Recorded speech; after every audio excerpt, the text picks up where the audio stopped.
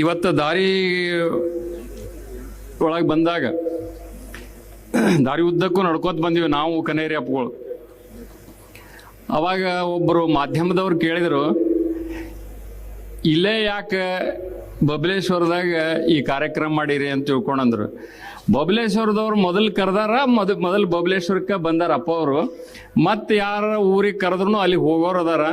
ಕಾರಣ ಏನಂದ್ರೆ ಹಿಂದೂಗಳು ನಾವು ವೀರಶೈವ ಲಿಂಗಾಯತರು ಜಾಗೃತ ಆಗ್ಬೇಕಾಗ್ಯದ. ಎಲ್ಲಿವರೆಗೂ ನಾವು ಜಾಗೃತ ಆಗಂಗಿಲ್ಲ. ಹಿಂಗೆ ಎಲ್ಲ ಸ್ವಾಮಿಗಳು ಕೆಲವ್ರು ಮಂದಿ ಬೈಕೊಂತ ಹೋಗೋರು. ನಮ್ಮೂರಿಗೂ ಸ್ವಾಮಿಗಳು ಬಂದು ಮನಿ ಶಾಂತಿ ಮಾಡುವಾಗ ಅವ್ರಿಗೆಲ್ಲ ಮನ್ಯಾನ ದೇವರೆಲ್ಲ ತೆಗಿಸಿ ಹೋದಂತ ಹೊರದಾರ. ಹಿಂದೂ ದೇವರಿಗೆ ಹೆಂಗೆ ಬೇಕು ಹಂಗೆ ಬೈದರು. ಭಾಳ ನೋವು ಆಕಿತ್ತು ನಮಗೆ. ಎಷ್ಟು ನೋವು ಆಕಿತ್ತಪ್ಪ ಅಂತಂದ್ರೆ ಏನು ಮಾಡ್ಲಪ್ಪ ಅವ್ರಿಗೆ ಅನ್ನಂಗೆ ಆಕಿತ್ತು. ಆದ್ರೆ ನಮಗೆ ಅವ್ರಿಗೆ ಉತ್ತರ ಕೊಡುವಂಥ ಸಾಮರ್ಥ್ಯ ಇತ್ತೋ ಇಲ್ಲೋ ಗೊತ್ತಿಲ್ಲ. ನಾವು ಸುಮ್ಮನೆ ಇದ್ವಿ ಎಲ್ಲ ಸ್ವಾಮಿಗಳು. ಆದ್ರೆ ಇಷ್ಟೆಲ್ಲ ಸ್ವಾಮಿಗಳು ಇಡೀ ನಮ್ಮ ಕರ್ನಾಟಕದ ಸ್ವಾಮಿಗಳ ಧ್ವನಿಯಾಗಿ ಮೊನ್ನೆ ಏನು ಉತ್ತರ ಕೊಟ್ರಲ್ಲ, ನಮ್ಮ ಶಾಪುರ್ ದಪ್ಪಗಳು ಕೊಯ್ ಎನಿಸ್ಬಿಟ್ರಲ್ಲ, ಅದು ಭಾಳ ನಮಗೆ ಹೆಮ್ಮೆ ಆಗ್ಯದ. ಮತ್ತು ಎಷ್ಟು ದಿವಸ ನಮ್ಮದು ಒಬ್ಬರು ಸ್ವಾಮಿಗಳು ಹಿರಿಯರವರು ಭಾಳ ಒಳ್ಳೆ ಸ್ವಾಮಿಗಳು, ಖರೆ ವೀರಭದ್ರ ಸ್ವಾಮಿಗೆ ಅವ ಹಿಂಗೆ ಸೊಂಟದನ ಹಿಂಗದನ ಹಂಗದನ ಅಂತ ಭಾಳ ಕೀಳಾಗಿ ಮಾತಾಡಿದ್ರು. ಅವ್ರ ಮರಣದಾಗ ಅವ್ರು ಹೆಂಗೆ ಕಂಡ್ರು.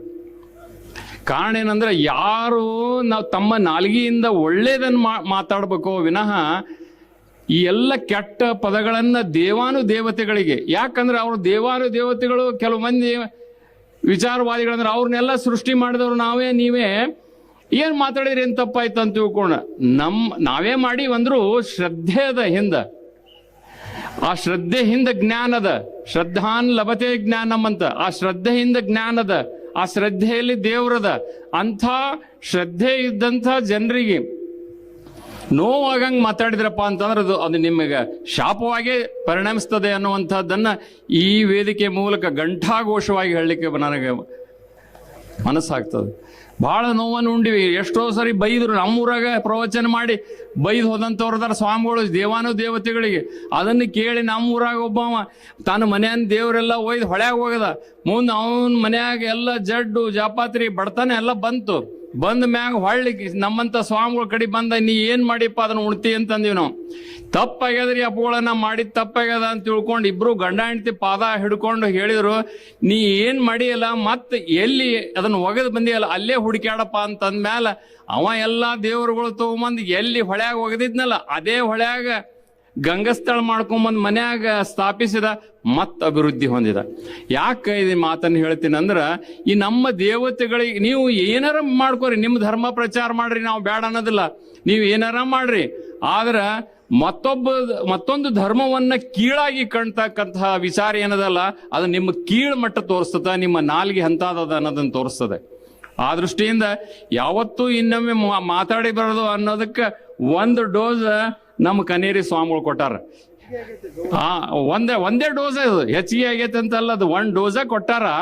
ಆದ್ರೆ ಇವತ್ತು ಎಲ್ಲ ಸ್ವಾಮಿಗಳಾಗ್ಲಿ ನಾವು ಧರ್ಮವನ್ನ ಪ್ರಚಾರ ಮಾಡ್ತಕ್ಕಂಥವ್ರಾಗ್ಲಿ ಮತ್ತೊಂದು ಧರ್ಮದ ಅನುಯಾಯಿಗಳಿಗೆ ನೋವು ಆಗ್ತಕ್ಕಂಥದ್ದಾಗು. ಸ್ವಧರ್ಮದಲ್ಲಿ ನಿಷ್ಠೆ ಇರಬೇಕು, ಪರಧರ್ಮದ ಬಗ್ಗೆ ಗೌರವ ಇರಬೇಕು. ಅದು ನಮ್ಮ ಭಾರತೀಯ ಸಂಸ್ಕೃತಿ. ಅದು ಆ ಭಾರತೀಯ ಸಂಸ್ಕೃತಿಯನ್ನೇ ಎತ್ತಿ ಹಿಡಿಯೋದಕ್ಕಾಗಿ ಸ್ವಾಮೀಜಿಯವರು ಬಹಳ ಕಠೋರವಾಗಿ ಇರ್ಬೋದು ಅವ್ರ ನುಡಿ. ಆದ್ರೆ ನಾವು ಇಷ್ಟೆಲ್ಲ ಸ್ವಾಮಿಗಳು ಇಷ್ಟು ದಿವಸದ ನೋವು ಅನುಭವಿಸಿದ್ವಲ್ಲ, ನಿಮ್ಮ ದೇವ್ರ ಹಂತಾವ, ನಿಮ್ಮ ದೇವ್ರ ಹಂತಾದ ಇಂತಾದ ಭಾಳ ಕೀಳಾಗಿ ಮಾತಾಡಿದ್ರಲ್ಲ. ಎಲ್ಲರೂ ಕುಂತು ಮುಂದೆ ಆ ಸ್ವಾಮೀಜಿಯವ್ರ ಮುಖದಿಂದ ಹೊರಗೆ ಬಂದದ್ದು ಇವತ್ತು ಆ ಮೇಘಾಸ್ಫೋಟ್ ಅಂತಾರಲ್ಲ ಹಂಗೆ ಆಗ್ಯದ. ಇಲ್ಲದೆ ಹೋದ್ರೆ ಅವ್ರೇನು ಮಾತಾಡೋರು ಇಷ್ಟು ವರ್ಷ ಆದ್ರೂ ಆ ದೇವತೆಗಳ ಬಗ್ಗೆ ಹೋಗೇ ಇಲ್ಲ. ಆ ದೇವ್ರು ನಂಬಿದಂಥವ್ರು ಯಾರಾದ್ರ ಅಂದ್ರೆ ರೈತರನ್ನ ನಂಬಿದ್ರು, ರೈತರ ಗೋಳನ್ನ ಕಂಡವರು, ರೈತರನ್ನ ಮೇಲೆತ್ತಾಕ ನೋಡಿದವರು. ಆದ್ರೆ ಇತ್ತಿತ್ತಲಾಗಿ ಬಹಳ ಭಯಂಕರ ಅವ್ರು ಮಾತಾಡೋದನ್ನ ನೋವಾಗಿ ಎಲ್ಲರ ಧ್ವನಿಯಾಗಿ ಕನೇರಿ ಸ್ವಾಮಿಗಳು ಮಾತಾಡಿದ್ದಕ್ಕೆ ನಾವು ಇಲ್ಲಿ ಬಂದಿವಿ. ನಾವು ಯಾರ ಬಗ್ಗೆಯೂ ಅಗೌರವ ಇಲ್ಲ, ಯಾರ ಬಗ್ಗೆಯೂ ನಾವು ಕೆಟ್ಟ ಭಾವನೆ ಇಲ್ಲ. ಆದ್ರೆ ನೀವೇನು ಭಾವನವನ್ನ ಶುದ್ಧವಾಗಿ ಇಟ್ಕೊಂಡು ನೀವು ಈ ಸಮಾಜದಲ್ಲಿ ಧರ್ಮೋಪದೇಶ ಮಾಡ್ಕೊಂತ ಹೋದ್ರೆ ಖಂಡಿತವಾಗಿಯೂ ನಿಮ್ಮ ಧರ್ಮನೂ ಬೆಳೀತದೆ, ಮನುಷ್ಯ ಧರ್ಮನೂ ಬೆಳೀತದೆ. ಮನುಷ್ಯ ಧರ್ಮನವನ್ನ ಮರೆತು ನೀವು ಏನೇ ಬೇಕಾದ್ರೂ ಮಾತಾಡಿದ್ರೆ ಆಗೋದಿಲ್ಲ ಅನ್ನುವಂಥ ಮಾತನ್ನು ಹೇಳಿ ಭಾಳ ಹೆಚ್ಚಿಗೆ ಮಾತನಾಡಿದಿನೇನೋ ಅಂತ ಅನಿಸ್ತದೆ. ಯಾಕಂದ್ರೆ ನೀವೆಲ್ಲ ಕಾಡಸಿದ್ದೇಶ್ವರ ಮಹಾಸ್ವಾಮಿಗಳವ್ರ ಮಾತು ಕೇಳಬೇಕಾಗ್ಯದ. ನಮಗೆ ಆ ಪೂಜ್ಯರು ಅನೇಕ ವರ್ಷಗಳಿಂದ, ಸುಮಾರು 30-40 ವರ್ಷದಿಂದ ಪೂಜ್ಯರಿಗೆ ನಮಗೆ, ನಾವು ಯಾವುದೇ ಹಿಂದೂ ಸಮಾವೇಶದ ಕಾರ್ಯಕ್ರಮಗಳಿಗೆ ಅವ್ರು ಕರೆದ್ರೆ ನಾವು ಹೋಗಿವಿ. ನನಗೊಂದು ಮಾತು ಹೇಳಿದ್ರ, ಅಪ್ನಾರ ನೀವು ನಮ್ಮ ಹಿರಿಯರು, ನೀವು ಬರ್ಬೇಕಂತಂದ್ರು. ಹಿಂದೂ ಧರ್ಮದ ಉಳಿವಿಗಾಗಿ ನಾವು ಬರ್ಬೇಕಂತ ನೀವು ಹೇಳೋದು ಬೇಕಲ್ಲ, ನಾವು ಬರ್ಬೇಕಾಗಿದ್ದೆ ನಮ್ಮ ಧರ್ಮ. ಇದು ಯಾವುದೇ ನಾವು ರಾಜಕೀಯ ಪಂಥದವ್ರು ಮಾಡ್ಯಾರ ಅಂತ ತಿಳ್ಕೊಂಡು ನಾವು ಬಂದಿಲ್ಲ. ನಮ್ಮ ಕನೇರಿ ಅಪ್ಪಗಳು ಫೋನ್ ಮಾಡಿ ಬರಬೇಕು ಅಂತ ತಿಳ್ಕೊಂಡು ನಮಗೆ ವಿನಂತಿ ಮಾಡ್ಕೊಂಡಾಗ ನಾವು ಧರ್ಮಕ್ಕಾಗಿ ಹೋರಾಡಬೇಕಾಗ್ತದೆ, ಧರ್ಮ ಉಳಿಸೋದಕ್ಕಾಗಿ ನಮ್ಮ ಪಣವನ್ನು ತೊಡಬೇಕಾಗ್ತದೆ. ವೀರಶೈವ ಧರ್ಮದೊಳಗೊಂದು ತತ್ವದ ಗಣಾಚಾರ ತತ್ವ ಅಂತದ. ಆ ಗಣಾಚಾರ ತತ್ವದ ಅರಿತಂತ ಸ್ವಾಮಿಗಳು ಇವತ್ತು ಎಂದೂ ಅಂತ ತಪ್ಪು ಮಾಡಬಾರ್ದು. ಗಣಾಚಾರ ತತ್ವ ಅಂದ್ರೆ ಏನು? ಧರ್ಮಕ್ಕಾಗಿ ಚ್ಯುತಿ ಬಂದ್ರೆ ನಾವು ಎದಕ್ಕಾದ್ರೂ ಸಿದ್ಧವಾಗಿ ಆ ಧರ್ಮ ಎಲ್ಲಿ ಅನ್ಯಾಯ ಆಗ್ತದೆ, ಅದಕ್ಕೆ ಅಗೌರವ ಎಲ್ಲಿ ಆಗ್ತದೆ, ಅದಕ್ಕೆ ವಿರುದ್ಧವಾಗಿ ಸಿಡಿದೇಳ್ಬೇಕಾಗ್ತದೆ.